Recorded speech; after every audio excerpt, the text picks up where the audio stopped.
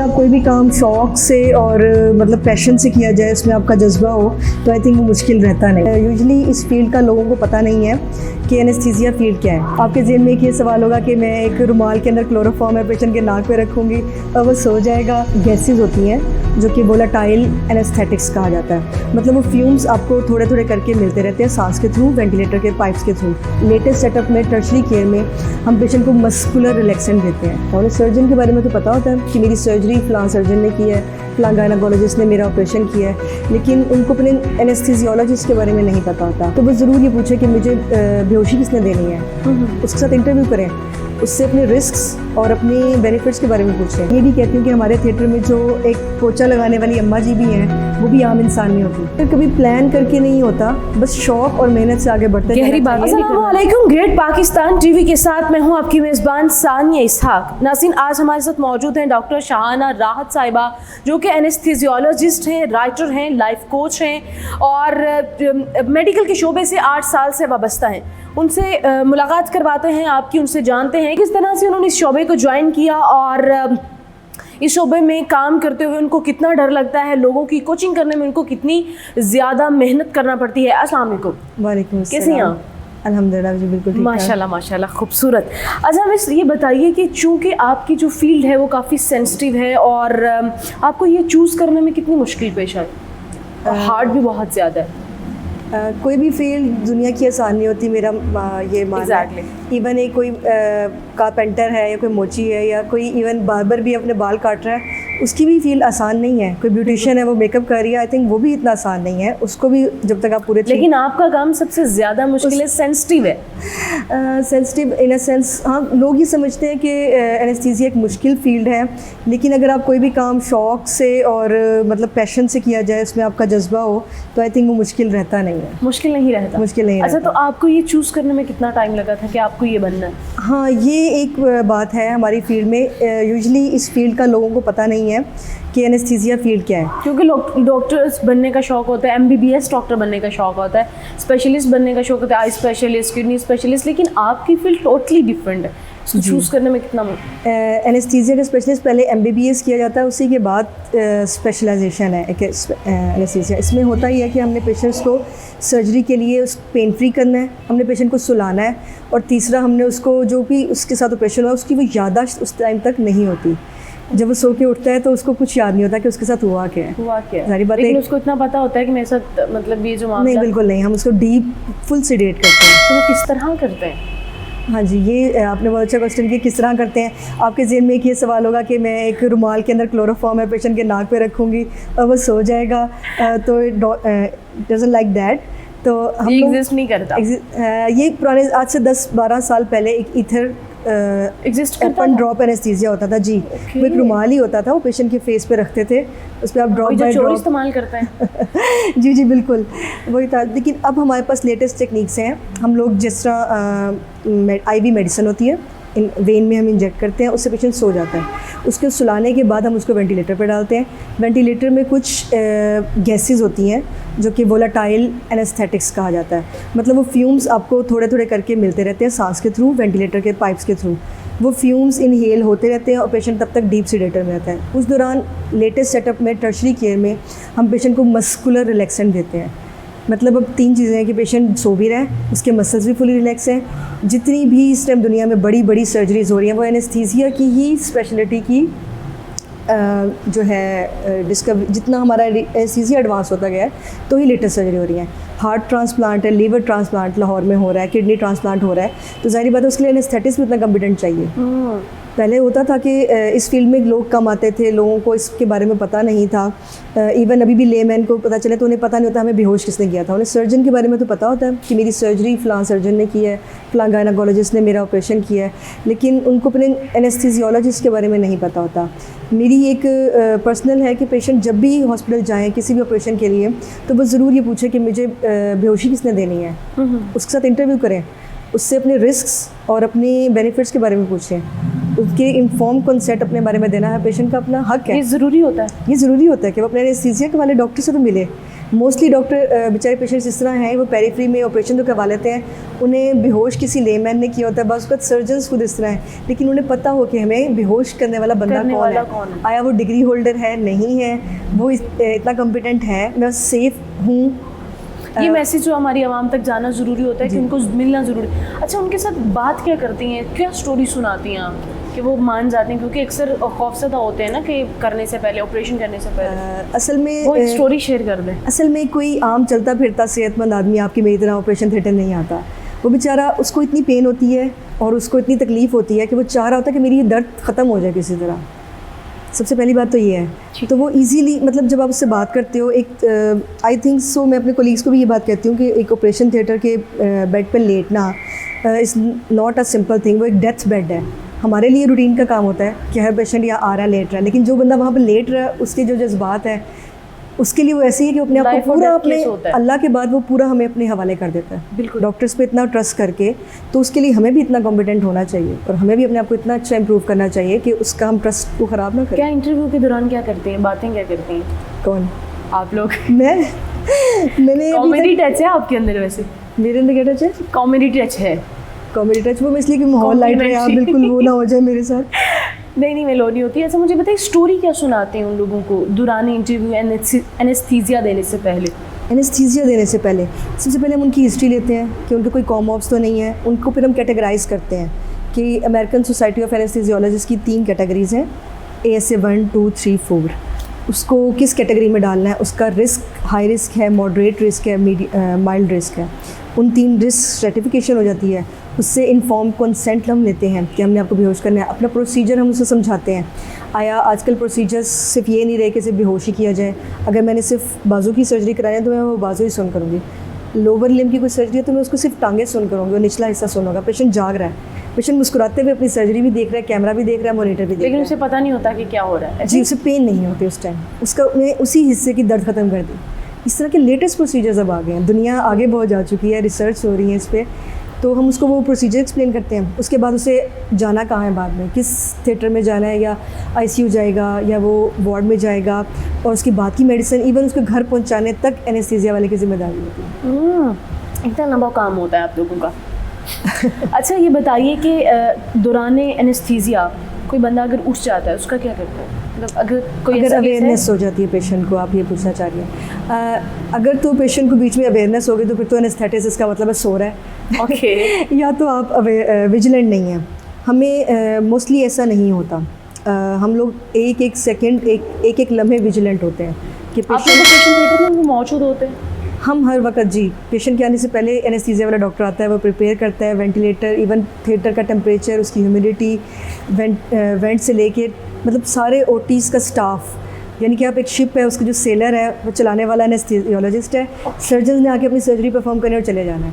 उसके बाद भी पेशेंट की जिम्मेदारी उसको भिजवाने तक उसकी पूरी मेडिसिन हम लोग करते हैं। अगर कोई ऐसा कोई केस हो जिसमें बहुत ज़्यादा मुश्किल पेश आई हो, कॉम्प्लिकेटेड केसेस, हाँ, उसको कैसे करते हैं? जी, हम लोगों के कोड्स होते हैं हॉस्पिटल में कोई एक बंदा नहीं होता। अगर पेशेंट पहले से पता है कि वो हम लोगों ने उसको ऑप्टिमाइज़ किया, उसको कॉमॉब्स हैं, वो ज़्यादा सीरियस है और ये हो सकता है, हमें पहले से इसका आइडिया होता है, तो हम उसकी तैयारी उस तरह से करते हैं। फ़र्स्ट ऑफ़ ऑल हम उसकी ड्रग्स बनाएंगे, ऑन कॉल हम रखेंगे। अगर कार्डिक केस है तो हम उसको कार्डियोलॉजिस्ट ऑन कॉल होगा। हमारे पास किडनी का पेशेंट फेलियर है तो एक नेफ्रोलॉजिस्ट ऑन कॉल होगा। पूरी कोड टीम होती है, वो एक कॉल के फासले पे होते हैं। कोड अनाउंस होता है, पेशेंट का ब्लू कोड, उसी वक्त पूरी टीम ऊपर पहुंच जाती है।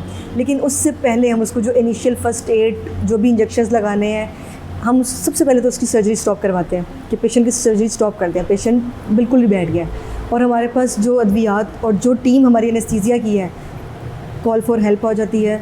हेल्प उस टाइम, मतलब पूरा हमारा थिएटर का जो काम है या एनेस्थीसिया, वो टोटली अस्पताल से डिफरेंट होता है। वो एक अलग ही दुनिया है। पूरे हॉस्पिटल में आप देखें हमेशा 4th फ्लोर पे थिएटर्स होते हैं ताकि वो वेंटिलेटेड रहें और हम लोग ना वहाँ से निकल सकते हैं, ना वहाँ पे कोई और अगला बंदा आ सकता है। एक रेड लाइन होती है, आपने देखा ही होगा। बिल्कुल, रेड लाइन को क्रॉस करने वाले जो जितना भी अमला है, इवन मैं ये भी कहती हूँ कि हमारे थिएटर में जो एक पोछा लगाने वाली अम्मा जी भी हैं, वो भी आम इंसान नहीं होती। पेशेंट जब कोलैप्स करता है, डॉक्टर तो कर ही रहे होते हैं, वो सबसे पहले शोर मचा देती हैं, इतने इमरजेंसी हो गई जी, पहुँचो। हमारी एक लूप ऑफ कम्युनिकेशन होती है ओके। एक बंदा अगर पेशेंट कोलैप्स किया, एक हर बंदा उसके बंदा ऊपर, एक्टिव होता है उसका। हर बंदा एक्टिव और विजिलेंट होता है। एक पेशेंट जाएगा, आपा जी ने आके सफाई कर देना, किसी का ब्लड गिर गया है, आपा ने आके या उस बंदे ने आ जाना है। मैं तो उनको भी सैल्यूट करती हूँ, उनकी भी एक रोल है। अगर वो ना हो तो हमें शायद इन्फेक्शन और कटिंग्स और शार्प से कोई ना बचाए। फिर उसके बाद हमारे दूसरे OTAs होते हैं। खाली डॉक्टर एक ऑपरेशन नहीं कर रहा होता, पूरी एक टीम होती है। स्टाफ नर्सेज होती हैं, OTAs होते हैं, एनेस्थीसिया टेक्नीशियंस होते हैं, फिर डॉक्टर्स होते हैं, फिर उसके बाद उसी फील्ड का स्पेशलिस्ट। मतलब अगर किसी को हार्ट अटैक फ़ौरन आ गया, ऑपरेशन के दौरान भी आता है, पेशेंट कोलैप्स भी करते हैं, ऑन टेबल CPRs भी होते हैं। ऑन टेबल CPR हो रहा है तो बड़ी मुश्किल दिस फील्ड है। हैपेंस। इंसान किसी भी वक्त कोलैप्स कर सकता है। इंसानी मशीनरी एक वो तो नहीं है कि इलेक्ट्रिक है, ये भी चीज़ें ख़राब होती है। पंखा चलते चलते बंद हो जाता है, बिल्कुल। गाड़ी चलते चलते आपकी रुक जाती है, टायर पंचर हो जाता है। इसी तरह एक इंसान अगर बिल्कुल नॉर्मल सही बैठा है, ज़रूरी नहीं है कि वो अगले लम्हे सही हो, बिल्कुल ऐसे ही है। किसी भी वक्त कोलैप्स हो जाता है। हम लोग तैयार ही इसलिए होते हैं, एनेस्थीसियोलॉजिस्ट को सिखाया ही जाता है, या तो बैठे हैं तो हम लोग बिल्कुल ही रिलैक्स पेशेंट मैनेज है। किसी भी वक्त कहीं भी पूरे हॉस्पिटल में कोड ब्लू अनाउंस होगा तो एनेस्थीसिया का स्पेशलिस्ट जाएगा और उसको एयरवे करेगा और वेंटिलेटर पर डालेगा। वेंटिलेटर का पूरा नॉलेज इन्हीं को होता है। तब आपके Intense रोंगटे खड़े हो जाते होंगे, बस आदत हो जाती है। भाग या मतलब एक फील का अंदाज़ा हो गया कि भाई मेरा काम है तो मुझे जाना है, क्योंकि एक आम इंसान सुनता है तो उसके रोंगटे खड़े हो जाते हैं। हाँ जी, मोस्ट ऑफ द पीपल्स, मैंने कई ऐसी फीमेल्स डॉक्टर्स भी मैंने देखी हैं। इवन आम इंसान की तो एक बहुत बात आ जाती है, कई डॉक्टर्स भी ऐसे हैं जो Stamina इतना high ब्लड रखना नहीं देख सकते, फिर वो अल्लाह ने उनको उसी फील्ड के लिए बनाया होता है। मुझे ऐसा लगता है ये आपके अंदर ही होता है। बिल्कुल ऐसे ही है। जिस इंसान का जो काम है अल्लाह ताला उसके लिए वो उसे चुन लेता है। मुझे भी जब मैंने हाउस जॉब की थी तब मैंने बिल्कुल नहीं सोचा था कि मैं एनेस्थीसियोलॉजिस्ट बनूंगी या मैं एनेस्थेटिस्ट बनूंगी। मुझे सर्जरी का शौक था, मुझे थिएटर का काम अच्छा लगता था। मुझे ये वेंटिलेटर की आवाज़ें, ये अलार्म्स, थिएटर की लाइट्स, इवन थिएटर का फर्श की यहाँ पे हर वक्त सफाई होती है, यहाँ पे हर वक्त हर बंदा एक एक्टिवली काम कर जहाँ रहा से है। लोगों को खौफ आता है वो आपको पसंद, मुझे पसंद था, मुझे ये ब्लड देखना रिस्क पसंद लेना था। पसंद करती हैं आप? बिल्कुल। कौन कौन से रिस्क ले चुकी हैं? रिस्क तो नहीं, खुद से तो कभी नहीं लिए। जो आ जाए, life is always a risk. ज़िंदगी में हर वैसे भी जो इंसान आपका रिस्क शोबा है लेता तो वो तो ऐसा ही रिस्क। रिस्क लेना पड़ता है। अच्छा, किसी को ज़्यादा मिकदार में एनेस्थीसिया दे दिया गया हो तो उसका क्या होता है? हाँ जी, पेशेंट कोलैप्स कर सकता है, बच्चे मर जाते हैं छोटे। स्पेशली ये होता है कि अगर आपका मेरी तरह कोई एडल्ट दरमियानी एज का बंदा है वो तो शायद टॉलरेट करता है। एक छोटी बच्चा और जो बूढ़े लोग होते हैं इनमें ज़्यादा सेंसिटिविटी। कितना स्टैमिना चाहिए होता है? अगर एक बंदे को कोई बीमारी नहीं है, कोई शुगर नहीं है, कोई ब्लड प्रेशर नहीं है, तो उसका स्टेमिना ऑब्वियसली ज़्यादा होगा। और जो सिक पेशेंट है, और सिक पेशेंट्स के लिए फिर वाकई मैं तो एक मतलब अभी जूनियर डॉक्टर या कह लें कि मैं अभी इस प्रोसेस से गुजर रही हूँ। अभी मैं स्पेशलिस्ट जब हम बनेंगे तो फिर उसके लिए स्पेशलिस्ट ही होते हैं जो कि कॉम्प्लिकेटेड केसेस को डील करने के ही माहिर होते हैं। फिर एनेस्थीसिया में भी आगे होता है कि कोई कार्डिक एनेस्थेटिस्ट है, पीडियाट्रिक एनेस्थेटिस्ट स्पेशलिस्ट होते हैं जैसे बच्चों को एनेस्थीसिया देते हैं। फिर आगे कोई होते हैं सिर्फ गायनी के ही डॉक्टर्स वो डील करते हैं। इसी तरह की कोई कुछ होते हैं सिर्फ पेन के। आप किसको डील कर रही हैं? मैं भी जनरली सारे पेशेंट्स करते हैं हम लोग। मैंने इस टाइम सब कुछ डील किया है। ज़्यादातर मेरा एक्सपीरियंस गायनी में भी है, जनरल सर्जरी का ज़्यादा हो जाता है हम लोगों का। लेकिन जिस तरह बड़े बड़े केसेस होते हैं तो फिर उनके लिए बड़े डॉक्टर, उनको बनने में डॉक्टरी में भी 10-20 साल लग जाते हैं। बिल्कुल ऐसे। इंशाल्लाह आप भी बनेंगे, हम दोबारा आपका इंटरव्यू करेंगे। आपने गायनी की बात की, तो गायनी में अक्सर ये सुनने में आता है कि ये जो बैक पेन पे इंजेक्शन नहीं लगवाना सारी उम्र के लिए मसाला हो जाता है। पंजाबी में अक्सर ये कहा जाता है उन्हें बहा दिता उन्हें भट्टा बहा दिता। तो क्या इस बात में कुछ सदाकत है कि इंजेक्शन लगाने से कोई मसाइल होते हैं? आप किसके बारे में क्या राय? बहुत अच्छा सवाल किया आपने। अमूमन जो गायनी की पेशेंट्स हमारे पास आती हैं, ऑप्स के मरीज़, ऑप्स में ये होता है कि उनका सी सेक्शन होना है और उन्हें ये बहुत चाहत होती है कि हमें मुकम्मल बेहोश कर दिया जाए, किया जाए, मुकम्मल बेहोश कर दिया जाए, हमें कुछ पता ना चले। जबकि ये लेटेस्ट टेक्निक है कि आप कमर में टीका लगवाएं, जिसे हम स्पाइनल एनेस्थीसिया कहते हैं। Spinal anaesthesia is the safest method. इसमें बेबी को और बच्चे माँ को एनेस्थीसिया की दवाइयाँ कम से कम जाती हैं, क्योंकि बेबी जो है वो बिल्कुल ही अभी पैदा होगा। अगर उसको वो बेहोशी की दवाइयाँ ज़्यादा चली जाएंगी तो वो बिल्कुल ही सीडेटेड बेबी पैदा होता है, उसको हमें ICU में रखना पड़ सकता है। इस तरह से उस बच्चे को दवाइयाँ कम जाती हैं। इसी वजह से जो गांव देहात में बच्चे पैदा होते हैं उनके मसाइल होते हैं बहुत ज़्यादा होते हैं। बिल्कुल जी, उनको एनेस्थीसियोलॉजिस्ट के बारे में अवेयरनेस नहीं होती। तो कंटिन्यू कीजिए कि उसके अंदर इंजेक्शन लगाना पड़ता है। और फिर अगर हम लोग जो मोस्टली माएँ आती हैं ऑपरेट करने के लिए, वो ये माइंड में रख के आएँ कि कमर का टीका हमें पेन नहीं करेगा। जैसे हर चीज़ की कॉम्प्लिकेशन तो होती है, मेडिकल के जितने भी प्रोसीजर हैं उनकी कॉम्प्लिकेशन है, लेकिन वो 0.1% होगी कॉम्प्लिकेशन। 99% लोगों को कमर में दर्द नहीं होता, जस्ट 0.1% लोगों को कमर में दर्द होना है, जिसकी वजह से एक मिथ बन चुका है। एक बंदी दूसरे बंदे को बताएगी, किसी की माँ ने या सासी ने, मतलब एक नॉन डॉक्टर बंदे ने आपको ये कह दिया कि आप कमर में इंजेक्शन लगाने की वजह तो हर से, बंदा ही डॉक्टर है, हाँ जी, जिसकी वजह से मसाइल पैदा होते हैं। तो उसका आपको कितना फेस करना पड़ता है जब आप इंजेक्शन वगैरह लगाते हैं? हम लोगों को डिफ़िकल्टी ये होती है उन्हें काउंसलिंग करने में, मतलब आपका टाइम काउंसल पेशेंट को करें तो पेशेंट तो मोस्टली मान जाते हैं, फिर वो ये भी कहते हैं कि हमारी जो बाहर खड़ी हैं खाला या मदर, पहले उनसे पूछ लें कि हम कमर में टीका लगवा लें के लिए। तो फिर आपको पूछने से आना पड़ता है और ये एक लंबा प्रोसीजर हो जाता है, जो काम 10 मिनट में होना होता है वो घंटे पे चला जाता है। घंटे में चला। अच्छा जी, कहा जाता है कि जो डॉक्टर्स और नर्सेज होती हैं इनकी ज़िंदगी की इंटरटेनमेंट और इन्जॉयमेंट जो है वो बिल्कुल सारी ख़त्म हो जाती है। उनका ज़िंदगी का आधा हिस्सा पढ़ने में लग जाता है और आधा हिस्सा जो है जॉब करने में लग जाता है। आप इन्जॉयमेंट और इंटरटेनमेंट को किस तरह मेंटेन करते हैं, क्योंकि ज़िंदगी की ज़रूरत है ना ये? हर वक्त तो वो इंजेक्शन, वो अलार्म, वो ऑपरेशन थिएटर तो अच्छा नहीं ना लगता। आपको अच्छा नहीं लगता? मैं उन्हीं को एंजॉय करती हूँ। नहीं मतलब हर वक्त एक ही इन्वायरमेंट में इंसान एंजॉय तो कर रहा होता है, लेकिन कभी इंटरटेनमेंट भी चाहिए होती है। जी, बहुत अच्छा सवाल किया आपने। वैसे एक बैलेंस वर्क लाइफ होना चाहिए इंसान की ज़िंदगी में। मैं एक वर्किंग वूमेन भी हूँ, इसके साथ साथ मैं घर भी मैनेज करती हूँ, मेरे 2 बच्चे भी हैं। और आप दी बेस्ट वूमेन या अच्छी डॉक्टर वही है जो कि घर को भी टाइम दे रही है, जो कि अपने लिए भी कुछ टाइम निकाल रहे हैं। आपको 10 से 15 मिनट आपको एक्सरसाइज चाहिए। ज़रूरी नहीं है कि वो एक्सरसाइज डाइट के लिए हो, आपकी बॉडी के अंदर सेरोटोनिन और इस तरह के हार्मोन्स क्रिएट होते हैं जो आपको फ्रेश रखते हैं, आपकी ब्लड सप्लाई बेहतर होती है। मैं रूटीन में अगर 10 से 15 मिनट एक्सरसाइज ना करूँ तो मूड बंदे का लो हो जाता है। आपने जब हैवी पेशेंट से डील करना है, you have to be smiling, you have to be maintained. आपको रोज़ नहाना है, आपको रोज़ अच्छे कपड़े पहने, आपसे अच्छा एटीट्यूड ग्रेटिट्यूड जाए। आपको कलर्स भी चूज़ करने पड़ते हैं, आपको अच्छा नजर आना चाहिए, आपको मेंटेन्ड होना चाहिए। आपको बच्चों को एक अच्छी माँ मिलेगी तो उनको भी एक अच्छा कभी कोई शिकायत होती है आपसे? अल्लाह का शुक्र है नहीं कोई एक शिकायत हो? असल में मैंने अपनी ज़िंदगी का एक हिस्सा बच्चों को दिया, उसके बाद मैंने फील्ड चूज़ की। मैंने स्पेशलाइजेशन थोड़ी देर से की, लेकिन इसका मुझे कोई अफसोस नहीं है, क्योंकि मैंने बच्चों को टाइम दिया, घर को टाइम दिया और बैलेंस दिया। जब मेरे बच्चे स्कूल गोइंग हो गए और इस काबिल हो गए कि वो अपना खाना खुद खा सकते हैं, वॉशरूम ट्रेंड हो गए, उसके बाद मैंने स्पेशलाइजेशन की। और बच्चों को कोई मतलब नहीं है कोई मसला, लेकिन पेरेंट टीचर मीटिंग में जाती हैं आप? पेरेंट टीचर मीटिंग जी मैं जाती हूँ, मैं स्कूल भी अटेंड करती हूँ, बच्चों को होमवर्क खुद करवाती हूँ, और इसके अलावा मैं बच्चों को स्कूल भी खुद ड्रॉप करती हूँ, खुद ड्राइव करती हूँ। जब आप अपनी नीयत साफ रख के सब कुछ सोचो कि मैंने करना है तो हो जाता है, सारा कुछ ही हो जाता है। हम वीकेंड्स भी इंजॉय करते हैं, हम साल में 2 दफ़ा सैर पर भी जाते हैं, हम ईदों में भी इंजॉय करते हैं। मैं उसके अलावा जो ड्यूटीज़ होती हैं वो कर लेती हूँ, लेकिन जब ईद है और वो है तो उस पर मैं अपने बच्चों का टाइम देती हूँ। अच्छा जी, शोबे में आपके जो शोबा है इसके में स्कोप है पाकिस्तान में और बाहर के ममालिक में? Very good question. जी बिल्कुल, हमारी फील्ड का स्कोप बहुत ज़्यादा है, इवन डेफिशिएंसी बहुत है डॉक्टर्स की। अगर अगले 10 साल भी सारे डॉक्टर एनेस्थीसिया के डॉक्टर बने तब भी एनेस्थीसिया की कमी पूरी नहीं होने वाली। कुछ सोचो ना यार, तो पढ़ने वालों सोच सुन लो, अगर गायनी का ऑपरेशन होना तो एनेस्थीसियोलॉजिस्ट चाहिए, ऑर्थोपेडिक सर्जरी होना तो एनेस्थीसिया वाला चाहिए, जनरल सर्जरीज हैं, अभी कोई रोड साइड एक्सीडेंट हो जाता है और आपके फ्रैक्चर हो जाता है तो आपको ऑपरेट होना है, आपको एनेस्थीसियोलॉजिस्ट चाहिए। इवन बाहर के मुल्क में भी सबसे ज़्यादा एनेस्थीसिया की डिफिशिएंसी होती है और हाईली पेड एनेस्थेटिस्ट। एनेस्थीसिया की एक ये भी है फ़ायदा, आप पाकिस्तानी FCPS हैं और आपके पास पाकिस्तानी डिग्री है तो आप सेम डिग्री के साथ बाहर भी काम कर सकते हैं, वो आपको बाहर के स्पेशलिस्ट कंसीडर करेंगे, जो कि किसी और डिग्री में नहीं है। एक पीड्स और दूसरा एनेस्थीसिया। तो इसमें पे मैक्सिमम कितनी होती है?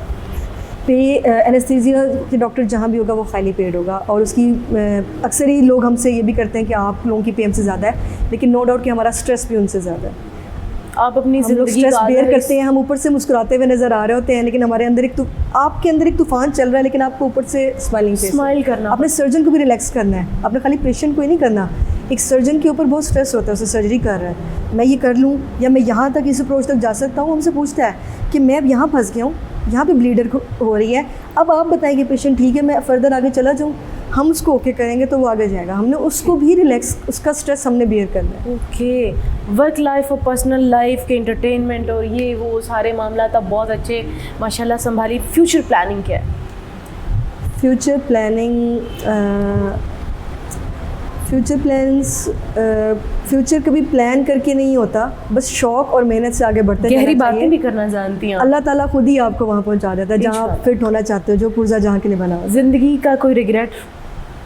रिग्रेट, ये कोविड आया, हम लोगों ने बहुत ज़्यादा रिसर्च करने की बजाय हम लोगों ने मतलब इसको हमने उस तरह से नहीं पढ़ा जिस तरह से हमें पढ़ना चाहिए। अभी भी बहुत ज़्यादा रिसर्च बाकी है।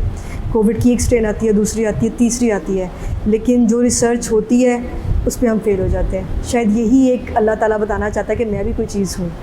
जहाँ डॉक्टर्स और मेडिसिन फेल हो जाते हैं वहाँ एक वो आज़ाद। बिल्कुल बिल्कुल। कोविड की आपने बात की, तो कोविड के मुतालिक आप क्या क्या कहना है, क्योंकि तीसरी और चौथी लेयर जो है वो आ चुकी है, वैक्सीनेशन हो रही है, बहुत से लोग ऐसे जो वैक्सीनेशन से डर रहे हैं, उनको क्या मैसेज देना चाहेंगे? जैसे बाकी चीज़ों की वैक्सीन है, ये वैक्सीन भी करवा लेनी चाहिए, इसमें कोई वो मुज़ायका नहीं है। बस आप पैराडोल पेन किलर्स लें ताकि आपको फीवर ना हो और बॉडी पेन ना हो। इसके अलावा अभी तक इसका कोई ऐसा साइड इफेक्ट नहीं है। अच्छा, पहली लेयर आई और उसमें कोई और सिम्टम्स थे, दूसरी में और थे, तीसरी में और थे, ये हर दफ़ा में चेंज क्यों हो रहा है? हर दफ़ा में एक तो हम लोग ये वायरस अपनी स्ट्रेन चेंज करता है, दूसरी बात ये कि हम लोगों में भी हर्ड इम्यूनिटी का लफ्ज़ है कि हम लोग काफ़ी हद तक इम्यून हो चुके हैं, और इसका डेथ रेट 1% ही है जो फर्स्ट उसमें था, सेकंड में भी, इसलिए काफ़ी हद तक लोगों का फ़ियर भी ख़त्म हो चुका है। और कोविड की जो वैक्सीन है वो इससे कोई फ़र्क नहीं पड़ता, लेकिन थर्ड वेव काफ़ी डिफरेंट है फर्स्ट से। इसमें लोगों को बाज़ू का टेस्ट भी पॉजिटिव नहीं आ रहे और फीवर भी नहीं हो रहा, उस तरह से कफ भी नहीं है। ज़िंदगी का कोई खूबसूरत सा वाक़या सुना दीजिए। ज़िंदगी का कोई खूबसूरत वाक़या ज़िंदगी सारी अल्लाह का शुक्र है बहुत खूबसूरत नहीं, है। जो सबसे ज़्यादा खूबसूरत और आपको हमेशा याद हो, बचपन में हो या अभी की ज़िंदगी में कोई हुआ? बचपन की ज़िंदगी में और अभी सबसे खूबसूरत वाक़या जब आपकी शादी हुई थी। शादी भी एक बहुत ही खूबसूरत वाक़या, लेकिन वो एक मैसेज लेना डिलीवर होगा। ज़्यादा ये होता है कि आपको कोई मुर्शिद मिल जाए, वो इससे फैज़ मिल जाए, या कोई आपको मेंटोर मिल जाए, वो सबसे आई थिंक लकीस्ट बात होती है। लकीस्ट बात होती है। हमारे सुनने वाले नाज़रीन को पैगाम दे दीजिए कि उनको इस कोविड से किस तरह बचना है, और अगर एनेस्थीसिया की बात आती है हॉस्पिटल के अंदर, तो अपने बिहाफ पे वो कितना कर सकते हैं, एक लेमैन दूसरे इंसान को कितना ट्रीट, क्योंकि बाहर से अंदर लाने में भी मसाइल होते हैं कि बाहर भी एक एनेस्थीसियोलॉजिस्ट की ज़रूरत होती है कि भाई तुम चले जाओ, तुम चले जाओ। वो अक्सर ये बात सुनने में आती है कि भाई क्या होगा, मर ही जाऊँगा ना, लेकिन मैंने हॉस्पिटल नहीं जाना। तो एक लेमैन किस तरह दूसरे बंदे को ट्रीट करे, हमारे नाज़रीन को बता दीजिए। हाँ जी, एक ये बात आ जाती है ट्रस्ट की।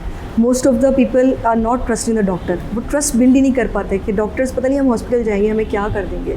तो सबसे पहले तो ये है कि जब इंसान आए और पेशेंट को डॉक्टर से इंटरव्यू करे, देख ले, अगर उसको डॉक्टर पे ट्रस्ट आ चुका है तो फिर वो उसके बाद सवाल जवाब करने की बजाय उस पर फुली ट्रस्ट करे कि मेरा जो ये प्रोसीजर करेगा, या मुझे अगर कमर में टीका लगाएगा या मुकम्मल बेहोश करेगा, जो ये मुझे मशवरा दे रहा है वो दी बेस्ट है। हम लोग अपना घर छोड़ के, अपनी लाइफ छोड़ के आप लोगों को सर्व कर रहे होते हैं, वो टाइम और अपना खलूस दे रहे होते हैं।